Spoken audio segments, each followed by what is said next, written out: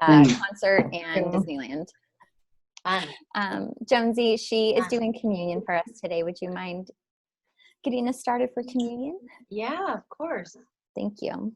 I had the darndest time shaping my thoughts because they're big, they're everywhere. They're deeper than I can manage. So I had the darndest time trying to shape my thoughts. But anyway, so thank you, by the way, for even letting me share my thoughts around Jesus. Buckle up. Let's see what we got today. Okay, so when I think about Jesus, we just finished Luke, and when I think about Jesus, how he was so loving and patient, and he kept trying, and all the way up to the cross, knowing that he was going to be betrayed, knowing that the guy who's going to betray him is all around him all the time, and then he's killed, and 3 days later he rises again, and then he's still comes back to help. He doesn't be like, and I'm out of here. Y'all just killed me. I'm out, right? He didn't fall into that. And so when I think of Jesus, that's hard. That's hard for me to do that. So I heard something recently that's had my mind, like my wheels grinding through the story of Cain and Abel. So we don't talk about that a whole lot. We just don't. But everyone kind of knows the story of Cain and Abel, I think. So and in the climate of the world, it was like all shifting for me to make sense of it. So generally, I think I found myself as an Abel. The world comes and we're wronged, right? Especially like in the climate of the world right now, some people feel oppressed and abused and neglected and abandoned. I go through those seasons in my life, those experiences. I can find Abel. But here recently, I also started to be able to find Cain. I think I had before, but I hadn't put a name on it. And I think it's important for me to find myself in every character of the Bible. And I never paused to find Cain. So I want to read this a little bit. I'm just going to read from Genesis 4. Okay? Genesis 4. I'm going to start in verse 1. So, well, I could start in verse 2, but we're just going to start in verse 1. Adam had sexual relationship with his wife Eve. She became pregnant and gave birth to a son. She named him Cain.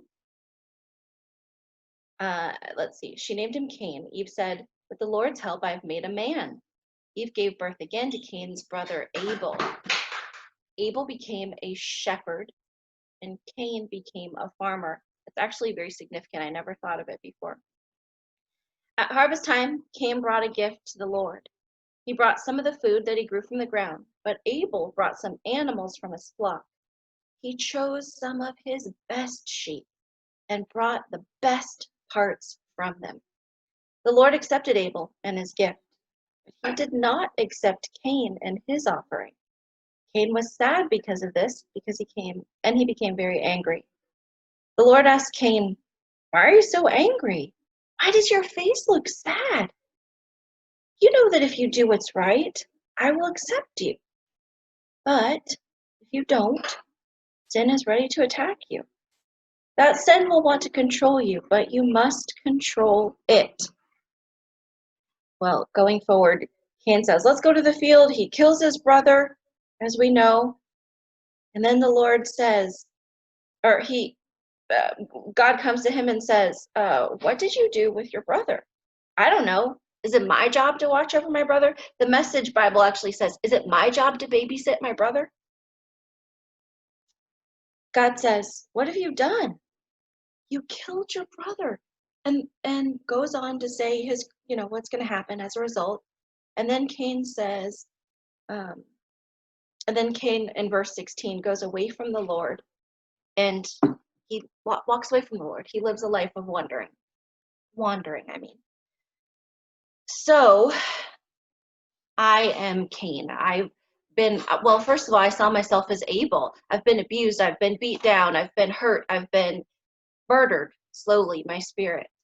I saw myself as hurt and at the mercy or hands of some oppressor. But then I go back and I see there in verse 7 that Cain has a really cool spot in the Bible that I never noticed before. In verse 7, God tells him, Well, obviously Cain was sad. He had all this energy going on. But God said, if you do what's right, I'll accept you. But if you don't, sin is ready to attack you. You're opening the door. The really big part there is that Cain had a choice. I didn't realize that before. So in my life, obviously, I've had some hard things happen. I was reflecting back to this piece of my story. It's not necessarily affecting me anymore, but it's a piece of my story that I was able to see Cain and Abel in, where I was hurt. I chose to hide. You'll see all the same things that Cain did. He was hurt. And when he was hurt, he became bitter and angry. He let that hurt cloud his judgment. He let that hurt become licensed to hurt other people. He let that hurt take away his ownership. But he really did make a choice. He made a choice to use his pain as license to hurt others, and then he walked away from the Lord because of it. So I'm going to share just a few bits of this piece of my completion work. My completion work that I've been given is an absolute gift, and it was used to save me. I need to share this with you. It's from April of 2016, so it's old. I just want to share a few bits of it with you because you're going to find AJ's coming in. So, hi AJ. Connecting. Hi AJ. So I want to share a few bits of my story with you because you can find Abel in there easily. But if you're really listening, you can also find Cain, where I used my license to cloud my judgment and walk away from God in many ways, but it was usually secretively. So this is to my abuser. This is my piece of work for my abuser. Blah, blah, blah, blah, blah. The memories still haunt me, and it's time that I acknowledge these memories so that I can be free. Through all these years, I've maintained a certain bitterness in my heart towards you, and sometimes the line is blurred between honest versus being revengeful. As much as I've tried to replace it with positive thoughts, the bitterness remains, and I apologize for that. The bitterness is tied to anger, rage, disgust, and hate when I'm being honest. And I apologize for carrying such evil, putrid thoughts in my heart toward you. I apologize for not being honest in these later years of how I was feeling. I've let my own insecurities and discomfort get the better of me.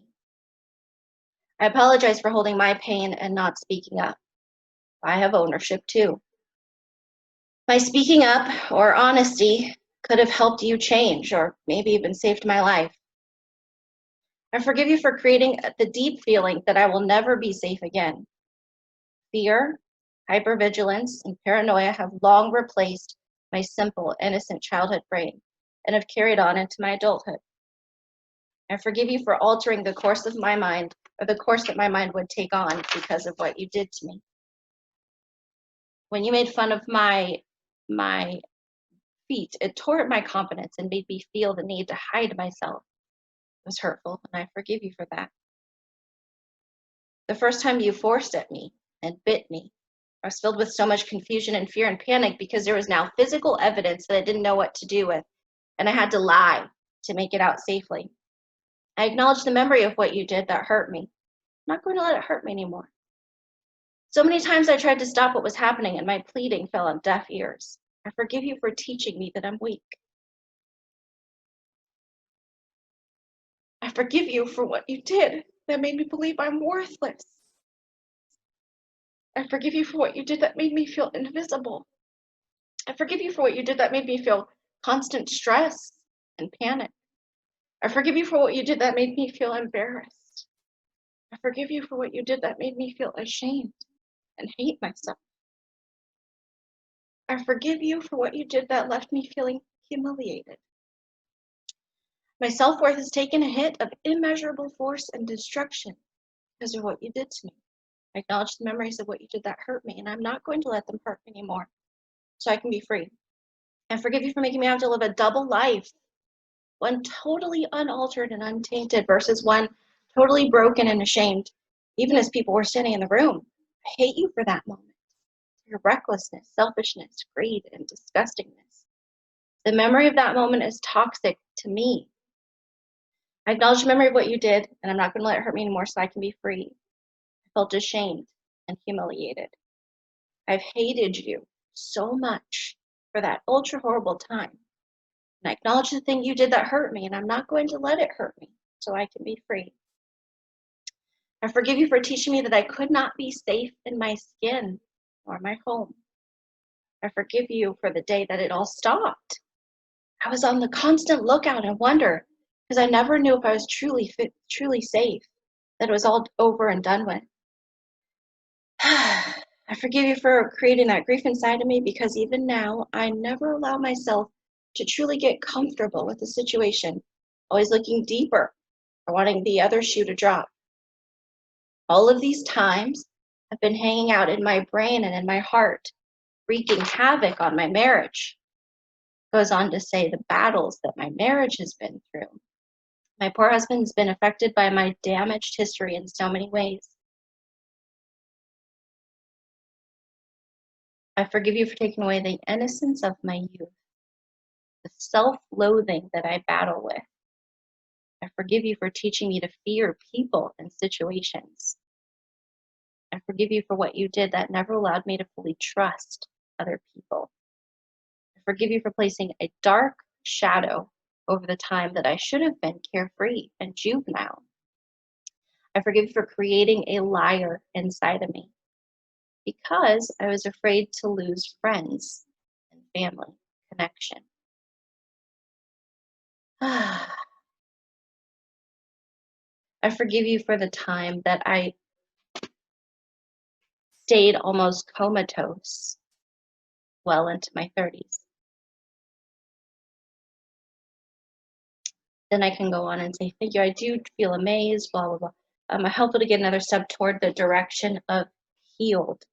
I would like to thank you for the overwhelmingly strong conviction that your actions placed within my heart to stay at home to raise my kids. I'm grateful that God carried me as far as he did before opening up, because I do believe it's the only reason that that bomb didn't cause total annihilation of myself and of my heart. So why do I bring that up? It's actually strangely hard to read. Why do I bring that up? Because for so long I identified myself as able, as being oppressed, of being hurt, of being abused, of being unaccepted, unsupported, unwanted. I held myself as able. And as long as I held myself as able, I was missing how I was very much like Cain, that I did have a choice, that I did have ownership to take for my choices of using my pain and license to carry hate, to carry hurt, to carry just hard, ugly things in my heart, but secretively, where only God actually knew. And because of Christ, because he actually carried through with his plan, I was able to receive the Spirit that speaks truth for me, helps me find truth. It's not easy to find truth. It's not easy to find the Cain that lives inside of my heart. Oh, crumbs, I messed up the page. Well, hold on a second. I need to find it. So, Rachelle Marie. No, it's here. Yeah, it is. It's 1 John. So in 1 John, Rachelle. Sorry, kids. I wrote one thing, but I meant another. Isn't that funny? So, the state of the world, it's easy for us to choose to hide. It's easy for us to choose to only see the parts where we've been victimized. It's easy for us to choose to see the world through the veil and the lens of our hate. But when we really sit and get to know Christ, when we really sit and dig and look at his example, we can see how that's what the world wants us to do. And we're called to be different. We're called to be opposite from the world. So this prayer from Jesus, this is actually Jesus speaking over here in John 17, on page 967. Good thing I wrote all those details down, or I would have messed it up. It's important for us to realize that we're called to be different from the world. And sometimes our able side, when we feel victimized by a Cain, we can't find Christ. So the beauty of the tools and the gifts I've been given is that I'm able to sit with the situation. Usually we want to run. Usually we want to not look at the hard things and not find how we're both, how we're all the characters of the Bible. So, but when I focus on this prayer from Jesus in John 17, I'm going, well, there's a chunk in 17, but I'm going for a little bit past that. Let me just read it real quick. Make them ready for your service through your truth. I had to tell the truth about myself. I had to tell the truth about that it wasn't all just my abuser's fault. I also never told anyone until I was well into my adult years. But God's teaching is truth.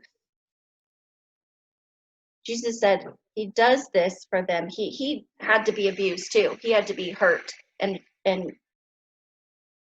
killed like Abel. I do this for them so that they also might be fully qualified for your service. That something good did come out of that, but I can't see it if I'm not looking. I pray that, let's see, Father, I pray that all who believe in me can be one. You are in me and I am in you. I pray that they can also be one in us. Then the world will believe that you sent me. I've given them the glory that you gave me. I gave them this glory so that they can be one, just as you and I are as one. I will be in them and you will be in me, so they will be completely one. Then the world will know that you sent me and that you loved them just as you loved me. When I'm acting out of my hurt like Cain did, when I'm choosing to act out of my hurt, I didn't realize I was choosing that. I thought it was just what happens because we were taught that. We're taught to believe that when someone hurts us, we can just bleh, and other people are always the ones that are bad and at fault.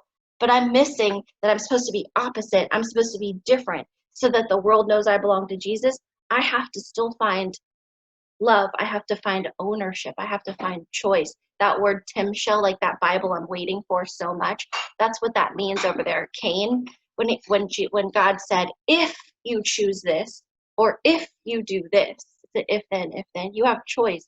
We have choice. We have choice to see only our pain, like Christ. He could have chosen to only see his pain, only see his murderers, or he could have chosen to see God's plan and a greater purpose and why we might have been given each different situation. And that was used to train me, to show me the truth. But I can only find that if I choose to see it.